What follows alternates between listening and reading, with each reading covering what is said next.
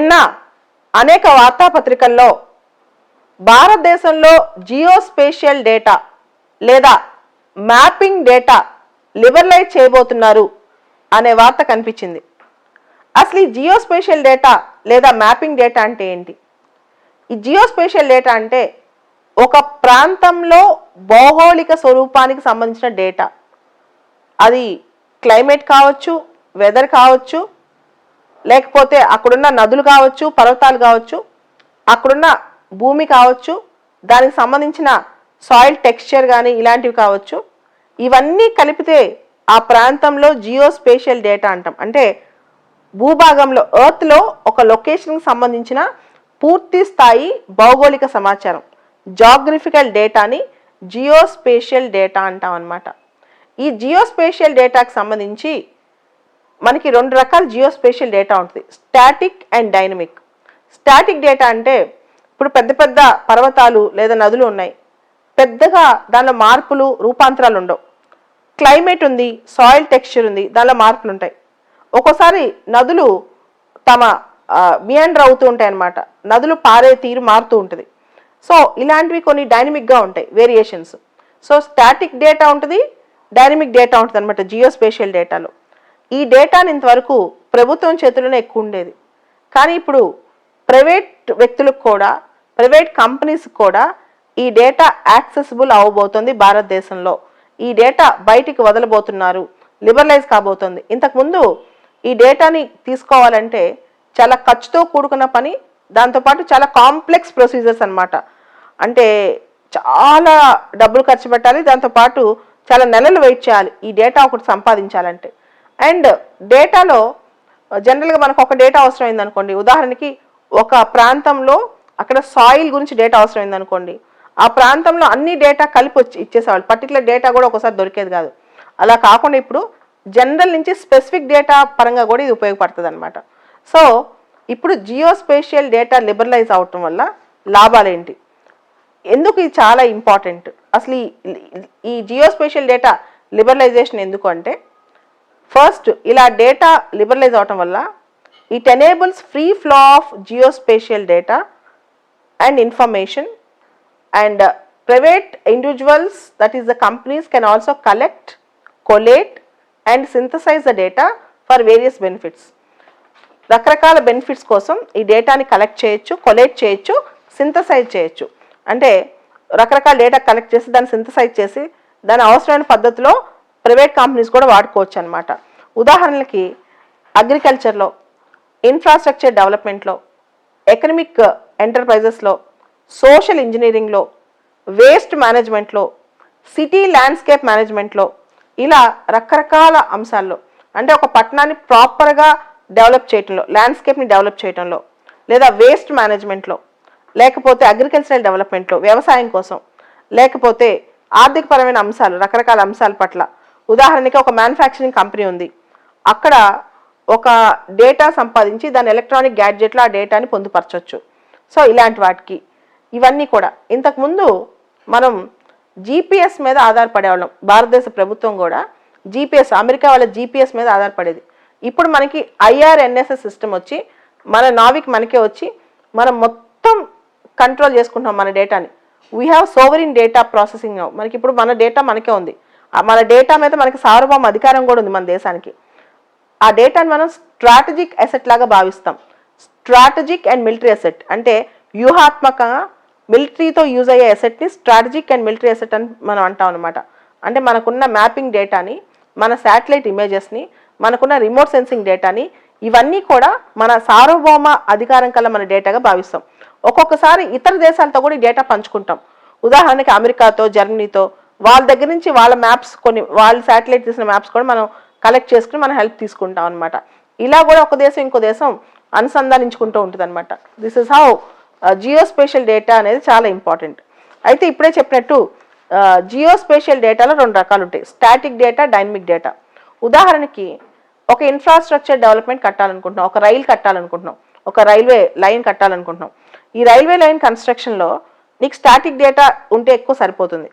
కానీ నువ్వు ఒక వ్యవసాయం చేయాలనుకున్నావు ఒక ప్రాంతంలో, అక్కడ క్లైమేట్ వేరియేషన్స్ ఏంటి, లాస్ట్ 3-4 డికేట్స్కి ఎలాంటి క్లైమేట్ వేరియేషన్స్ వచ్చాయి, అది డైనమిక్ డేటా అంటాం అనమాట. సో దీనివల్ల అగ్రికల్చర్లో చాలా ఉపయోగపడుతుంది. అంటే డైనమిక్ స్టాటిక్ డేటా అంటే basic geographical information, basic geographical features. Dynamic data అంటే ఆ ప్రాంతంలో జాగ్రఫికల్ ఫీచర్స్ ఎలా వేరియేషన్స్ వస్తూ ఉంటాయి, ఆ కండిషన్స్ ఎలా మారుతూ ఉంటాయి, ఇవన్నీ డైనమిక్ డేటా అనమాట. So geospatial data combines information, particularly location information and attribute information. Location information అంటే ఆ ప్రాంతం ఎలా ఉంది, ఆ ప్రాంతంలో ఉన్న బేసిక్ జాగ్రఫికల్ ఫీచర్స్ ఏంటి. అట్రిబ్యూట్ అంటే ఆ ప్రాంతంలో ఉన్న క్లైమేట్ ఏంటి, ఆ ప్రాంతంలో ఉన్న రైల్ ఫాల్ ఏంటి, అది ఎలా ఉంటుంది, ఇవన్నీ అట్రిబ్యూట్ ఇన్ఫర్మేషన్ అనమాట. సో ఈ జియోస్పేషియల్ డేటా ప్రైవేట్ అవడం వల్ల ఎక్కువగా బెనిఫిట్ అయ్యే రంగం వ్యవసాయ రంగం. మీరు గమనించే ఉంటారు, వ్యవసాయ రంగంలో ఇప్పుడు ప్రెసిషన్ అగ్రికల్చర్ అని వస్తుంది. సూక్ష్మ వ్యవసాయం అంటే చిన్న చిన్న అంశాలతో కూడా కనెక్ట్ చేసి డేటాను వాడుకుంటారనమాట. దానికి డ్రోన్ టెక్నాలజీ వాడతారు, ఆర్టిఫిషియల్ ఇంటెలిజెన్స్ వాడతారు. సో ఇవన్నీ అగ్రికల్చర్ రంగంలో విప్లవాత్మకమైన మార్పులు తేబోతున్నాయి. దీనికి జియోస్పేషియల్ డేటా, శాటిలైట్ ఇమేజెస్ చాలా అవసరం అనమాట.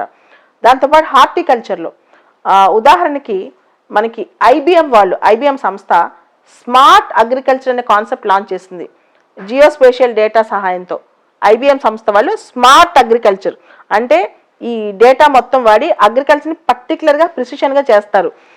దానిలో human sentiments, human emotions, human involvement తక్కువ, information communication technology, satellite images ప్రభావం ఎక్కువ ఉంటుంది. ఐబిఎం వాళ్ళు స్మార్ట్ అగ్రికల్చర్ అనే కాన్సెప్ట్ చేశారు. అలానే ఇస్రో సంస్థ ప్రాజెక్ట్ చమన్ అని స్టార్ట్ చేసింది.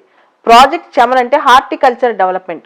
ఈ హార్టికల్చర్ డెవలప్మెంట్ అంటే ఏంటి? హార్టికల్చర్ డెవలప్మెంట్ అంటే ఏ ప్రాంతాలు భారతదేశంలో హార్టికల్చర్కి ఉపయోగపడతాయి, దాన్ని శాటిలైట్ డేటా ద్వారా గ్రహించి అక్కడ హార్టికల్చర్ డెవలప్ చేయడం అనమాట. దాన్ని ప్రాజెక్ట్ చమన్ అంటారు. అదేవిధంగా ఈ జియోస్పేషియల్ డేటా ప్రైవేటైజ్ అవటం వల్ల, లిబరలైజ్ అవటం వల్ల కూడా మనకి డిజాస్టర్ మేనేజ్మెంట్స్ కూడా ప్రైవేట్ వాళ్ళ పాత్ర పెరిగే అవకాశం ఉంది. ఏదైనా సడన్గా ఒక విపత్తు వచ్చింది అనుకోండి, కొంతవరకు ప్రైవేట్ వాళ్ళ పాత్ర కూడా పెరిగే అవకాశం ఉందన్నమాట. అండ్ దీనివల్ల మన ఐఆర్ఎన్ఎస్ సిస్టమ్ని మనం పూర్తి స్థాయిలో వాడుకోగలం. ప్రైవేటైజ్ అవటం వల్ల, లిబరలైజ్ అవటం వల్ల అన్ని కంపెనీస్కు, ప్రైవేట్ కంపెనీస్ కూడా ఐఆర్ఎన్ఎస్ఎస్ యొక్క డేటా ఉపయోగపడుతుంది.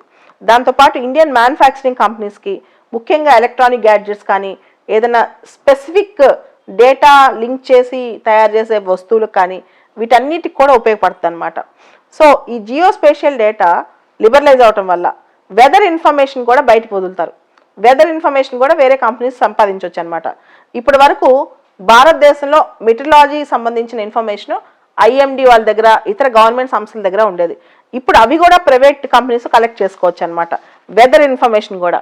సో అదేవిధంగా జియోస్పేషియల్ డేటా లిబరలైజ్ అవటం వల్ల టెలిమెడిసిన్ కూడా ఉపయోగపడుద్ది. ఇప్పుడు మనకు తెలుసు, కోవిడ్ వచ్చిన తర్వాత ట్రెండింగ్ టాపిక్ టెలిమెడిసిన్ అనమాట.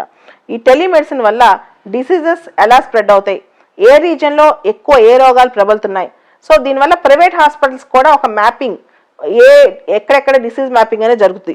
ఈ హాస్పిటల్లో ఇలాంటి డిసీజ్ వాళ్ళు ఎక్కువ వస్తారు, ఈ ప్రాంతంలో ఇలాంటి వాళ్ళు వస్తారు, కాబట్టి మనం ఇలాంటి డయాగ్నోసిస్, ఇలాంటి ప్రోగ్నోసిస్ చేయాలి. ఇవన్నీ కూడా ప్రైవేట్ హాస్పిటల్స్ కూడా ఉపయోగపడతాయి అన్నమాట. భారతదేశంలో ముఖ్యంగా కార్గిల్ వార్ ముందు వరకు మనం డేటా అనేది ఒక రకంగానే సేకరించేవాళ్ళం. అప్పటి వరకు మనం ఎక్కువగా జీపీఎస్ మీద ఆధారపడేవాళ్ళం, అమెరికాలో జీపీఎస్ మీద. సో కార్గిల్ వార్ సంబంధించి ఆ తర్వాత డేటాను మనం ఎక్కువగా సోవరిన్ డేటాగా, స్ట్రాటజిక్ మిలిటరీ అసెట్గా భావించాము. కానీ ఇప్పుడు డేటా కేవలం స్ట్రాటజిక్ అసెటే కాదు, ఎకనమిక్ అసెట్గా కూడా అవుతుంది. ఆర్థిక పరంగా కూడా మనం డేటా నుంచి ప్రయోజనాలు పొందొచ్చు. ముఖ్యంగా స్వదేశంగా తయారు చేసుకునే డేటా వల్ల ఎక్కువ ఉపయోగం ఉంటుంది అని చెప్పి మనం ఇప్పుడు గమనించాం. ఇప్పుడు మనం ఐఓటీ అని ఒక కొత్త కాన్సెప్ట్ వస్తుంది, ఇంటర్నెట్ ఆఫ్ థింగ్స్. అంటే మనిషి జీవనంలో ప్రతి సందర్భంలో ఐఓటీ మనకు ఉపయోగపడుతుంది. ఇంటర్నెట్ ఆఫ్ థింగ్స్ అంటే ఒక smart connectivity between human being, industry and technology. దానిలో ఇంటర్నెట్ ఉంటుంది, హై స్పీడ్ ఇంటర్నెట్ ఉంటుంది, డేటా గ్యాదరింగ్ సెన్సర్స్ ఉంటాయి. మన లైఫ్లో చాలా అంశాల్లో ఐఓటీ పనికొస్తాయి. ఉదాహరణకి మనం ఇంట్లో ఉన్నాం, మనకి సడన్గా ఇంట్లో ఏదైనా ఫైర్ వచ్చింది, ఇమీడియట్గా మన ఇంట్లో ఉన్న ఒక మిషనే ఫైర్ స్టేషన్కి కబురు పంపించుద్ది అనమాట, ఒక మెసేజ్ ఇస్తుంది. అలానే మన హార్ట్ బీట్ పెరిగిపోయింది, మన వాచ్ మన డాక్టర్ని పిలుస్తుంది. అలా ఇంటర్నెట్ ఆఫ్ థింగ్స్లో కంపెనీస్ దగ్గర నుంచి ఇండివిజువల్ వరకు ప్రతి ఒక్కరికి ఉపయోగాలు ఉంటాయి. సో ఈ ఐఓటీకి సంబంధించి కూడా ఈ జియోస్పేషియల్ డేటా, ఐఓటీ కలిస్తే విప్లవాలు వస్తాయి సైన్స్లో. ఈ డేటా మొత్తం ఇంటర్నెట్లో క్రోడీకరిస్తే గూగుల్ మ్యాప్ లెవెల్లో ఇండియాలో డేటా కూడా రెడీగా అవుతే కనుక ఐఓటీకి చాలా ఉపయోగపడుతుంది. ఎందుకంటే మనం జీపీఎస్ కన్నా కూడా మన ఐఆర్ఎన్ఎస్ఎస్ డేటా అక్యురసీ చాలా ఎక్కువ ఉంటుంది. Perfect locational accuracy, perfect data accuracy చాలా ఉంటుంది అనమాట. అదేవిధంగా మనం ఇప్పుడు 4th ఇండస్ట్రియల్ రెవల్యూషన్ అంటున్నాం. 4th ఇండస్ట్రియల్ రెవల్యూషన్ అంటే ఆర్టిఫిషియల్ ఇంటెలిజెన్స్, డ్రోన్ టెక్నాలజీ, ఇవన్నీ కలిపి sensors, near field communication technology, ఇవన్నీ కలిపి జియోస్పేషియల్ డేటా కూడా తోడైతే ప్రైవేట్ కంపెనీస్కి అద్భుతాలు సృష్టించవచ్చని చెప్తున్నారు. అదేవిధంగా జియోస్పేషియల్ డేటా వల్ల ఇన్ఫ్రాస్ట్రక్చర్ ప్రాజెక్ట్స్ చాలా హెల్ప్ అవుతాయి.